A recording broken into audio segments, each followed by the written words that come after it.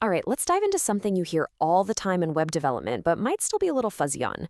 We're going to tackle that alphabet soup of acronyms that describes how websites actually get built and show up on your screen. So, have you ever been in a conversation and someone just drops CSR, SSR, SSG, or ISR, and you just kind of nod along? You are definitely not alone. These are some of the most fundamental and, yeah, honestly, most confusing concepts out there. But stick with me because we're about to make it all make sense. When you strip it all the way, this whole complex topic really boils down to just one super simple question. Who's doing the work? Who is actually turning all that code into the website you see? Is it your computer, your phone, what we call the client? Or is it some powerful computer far away that's hosting the site, what we call the server? That single question is the key to understanding everything. Okay, so to really get this, let's start by looking at the two classic approaches, the two opposite ends of the spectrum. On one side, you have client-side rendering, and on the complete other side, you have server-side rendering. If you can wrap your head around these two, everything else will just click into place. So first up, let's talk about client-side rendering, or CSR. So you type in a web address and hit enter. With CSR, the server's response is, well, it's basically a blank page. It sends you a nearly empty HTML file. But with it comes this big bundle of JavaScript. Your browser then has to download all of that JavaScript, run it, and use it to build the entire web page piece by piece right there on your device. Only then do you actually see anything. So the main takeaway here is pretty clear. With client-side rendering, your browser is doing pretty much all the heavy lifting. It's kind of like getting furniture from IKEA. The server just delivers the flat pack box, and your browser has to get out the tools and assemble the whole thing itself. Now let's completely flip the script and look at server-side rendering, or SSR. You ask for a page, but this time, the server does all the work up front. It runs the code, it grabs the data from the database, it builds a complete, fully formed HTML page. Then, and only then, it sends that finished product over to you, ready to go. And that's the huge difference, right? With SSR, the server is the one doing all the hard work. To go back to our furniture analogy, this is like having a fully assembled, beautiful armchair delivered right to your living room. Your browser just has to put it on display. No assembly required. So as you can probably guess, neither one is perfect. It's all about trade-offs.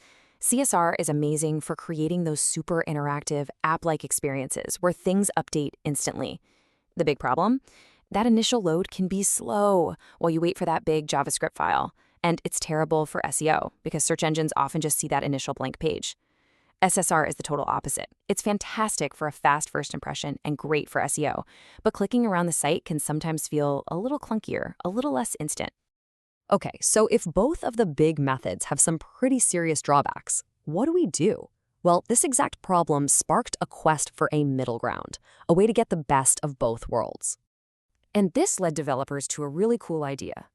They started asking, what if? What if instead of building the page from scratch every single time someone visits, what if we could just pre-build it once and then stick copies of that finished page in data centers all across the globe? And that's exactly what a technology called a CDN, or Content Delivery Network, lets us do.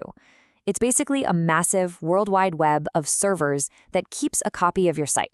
So when someone in, say, Tokyo visits your site, they don't have to get the files from a server in New York. The CDN serves it to them from a server right there in Asia. It's a game changer for speed.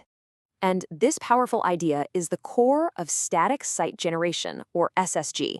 The simplest way to think about it is this. You build your entire website ahead of time into plain old HTML files. You then put those ready-made files onto a CDN. So when a user wants your site, they get a pre-built copy delivered almost instantly from a server that's right around the corner from them. The upside here is massive. You get blazingly fast load times, it's cheaper to run because your main server isn't doing much work, and it's super secure. But there's always a but, isn't there?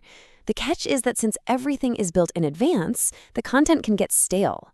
If you write a new blog post, you have to trigger a whole new build of the site to make it show up.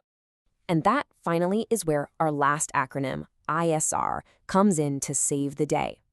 Incremental Static Regeneration is this really clever solution to the main problem with SSG.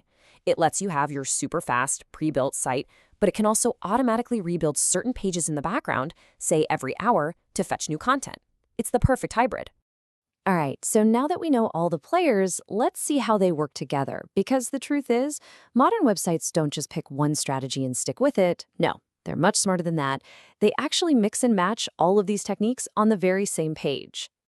And there's no better place to see this in action than on a modern e-commerce product page.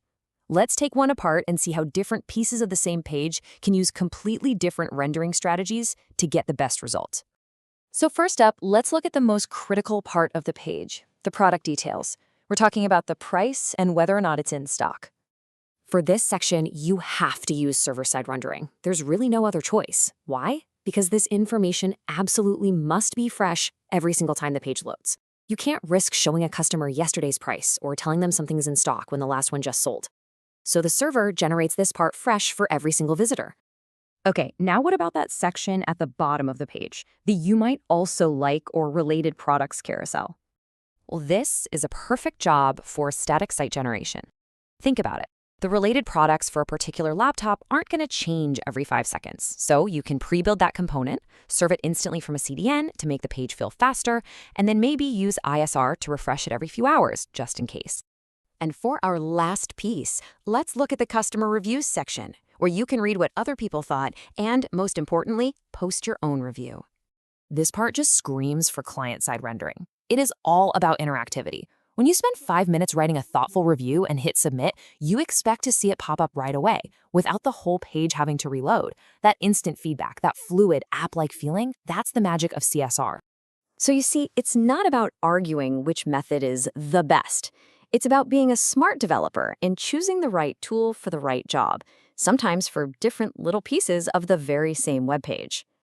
This chart really pulls it all together into a decision matrix. If your number one priority is that rich, app-like interactivity, you can see CSR is the king. Need the absolute best SEO and the fastest possible initial load time? SSG is your go-to. But if what you care about most is having data that is 100% fresh, you're going to lean on SSR or even CSR. And ISR, that's your ace in the hole for getting that incredible speed of SSG, but with much fresher data. So I'll leave you with a little challenge. The next time you're browsing the web and a site just feels incredibly snappy, or maybe it's frustratingly slow to appear, just take a second and ask yourself, who did the work here? Was it my browser, the client, or was it the server? You might be surprised by what you can figure out. Thanks for tuning in.